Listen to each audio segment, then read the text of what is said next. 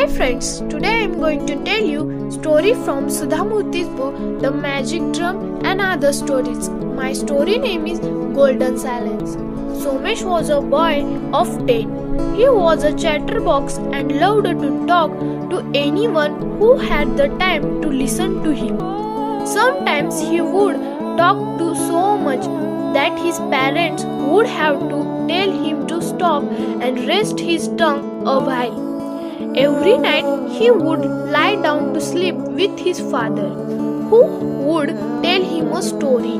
At that time, Somesh was all ears. He would listen to his father's story attentively and then drift off to sleep. One day he listened to his father's story as usual. The next morning, when he woke up, his parents were shocked. There was a pin drop silence in the house. Somesh had stopped talking. At first they were relieved, thinking he was playing a game. But when he did not talk even after many days, they got worried. They took him to the best medicine man in the country, to all the sages and the holy men they could find. But no one found anything wrong with him.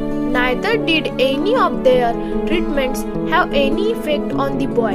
Years passed and Somesh grew into a young man. His parents and everyone who knew him thought him to be dumb. One day he was traveling with his father's friend Lokesh to another village. They sat down to rest under a huge banyan tree. A crow was cawing loudly on one of the branches. Lokesh was telling Somesh a very funny story involving a milkman, his cow, and the village gunda, and was mighty irritated to have the crow cawing loudly overhead as he spoke. Finally, he could take it no longer. The crow was spoiling a perfect story. He first tried to shoo it away, but it paid him no heed. Then he picked up a stone and threw it at the crow, thinking that would make it fly away. Instead, the stone hit the crow and it fell dead. Lokesh was horrified. He had not meant to kill the bird at all. As he stood staring at the dead form lying under the tree, he did not realize when Somesh had come behind him.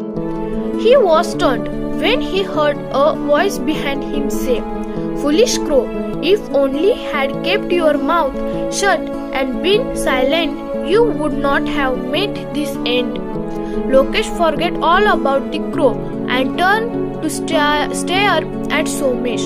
The boy had spoken. "Say it again, Somesh," he begged, but Somesh just smiled mysteriously and refused to utter one more word.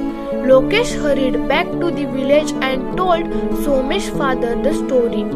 Now Somesh's parents begged him again and again, "Speak once more, son, for the sake of your dear old parents." But it seemed as if Somesh did not know how to talk. Everyone put the incident down to Lokesh's imagination.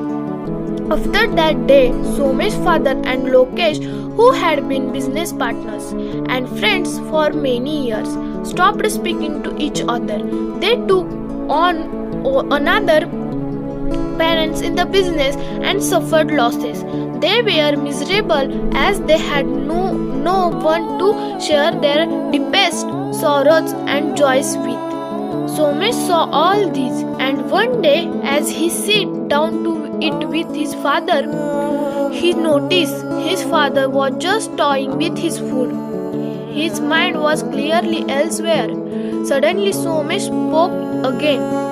"If Lokesh uncle had remained silent, he would have been your friend still." "You were right, father. Silence is golden and speech is a silver." His father nearly fainted when he heard this. Suddenly he remembered the bedtime story he had told his 10-year-old son.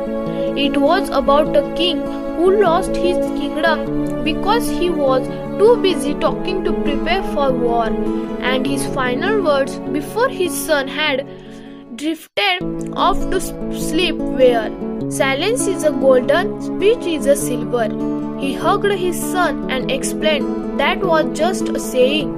How I have longed to hear you talk again. Please do not do this again. I will never complain about your chattering again."